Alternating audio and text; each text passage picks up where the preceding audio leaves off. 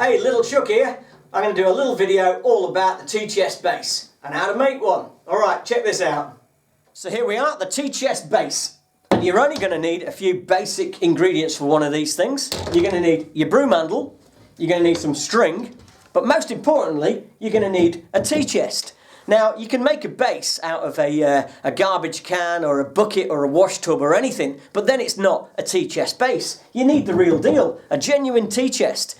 And these are surprisingly hard to get hold of nowadays. And I remember when I was a kid, you could just about get them anywhere. But now you've got to kind of rely on the junk shops and eBay and places like that. You know, you never know, your old granny might have one stuck in the loft. But yeah, anyway, people ask stupid money for them nowadays as well, you know, because they're retro. So anyway, I find them around the junk shops and I usually pay about $10 for them. And I'm a bit of a hoarder. So I stick them up in the loft and, you know, I can make as many as I want. So, alright, so let's start with it. We'll go through a few of the basic principles. So, I'll just grab the camera. Now, what you're going to need to do is get a drill, or something that can drill, a small hole through the centre of the T-chest. Alright? Now, it doesn't need to be very big. It just needs to be able to, you get the string through it, really. Now, that's your next big decision, is what string do you use. Now, it's personal choice. Now, I've tried loads of different kinds of string. Now, this is a polypropylene string, and it's really good, actually, because it doesn't flex too much. It's really strong, and it gives it a great tone. So this is my string of choice. But equally, I've used sort of thinner polyprop strings.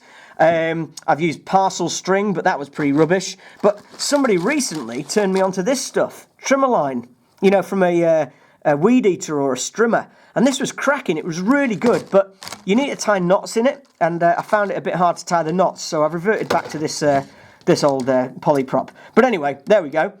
Now I'm going to try and do a little one-handed maneuver here, because what you need to do is you need to thread your string through and then attach it at the other end. So I'll show you what's going on inside. All right, there we go. Now, what I've done here is tied a washer on the end of the string, okay? Because the last thing you want is when this thing's at tension, you don't want the string flying through and slapping you in the face. Easy for me to say. So I've tied a washer on the end, but equally you could tie a bolt or a bit of wood or just a whacking great knot, really, just about anything. So I've tied that on and I've threaded the string through, okay? And here we go. We're back in the room. All right, I'll just put the camera down. Now, so I've tied it through, and then you're going to need to get your broom handle. Now, I've chosen here, this is a sturdy old 1.5-inch broom handle, but equally you could just choose one of the thinner kind of broom handles, but you're going to need to attach the string, okay, through the broom handle. So what I've done is on this one I've used the absolute classic hole in the end of the broom handle technique, all right? Basically, drill a hole in the end of the broom handle. Okay, but you can if you want. Here's another way of doing it. You could put a groove in the end, okay? Just saw a groove down the end of the broom handle. Now, I'm gonna thread this through, okay?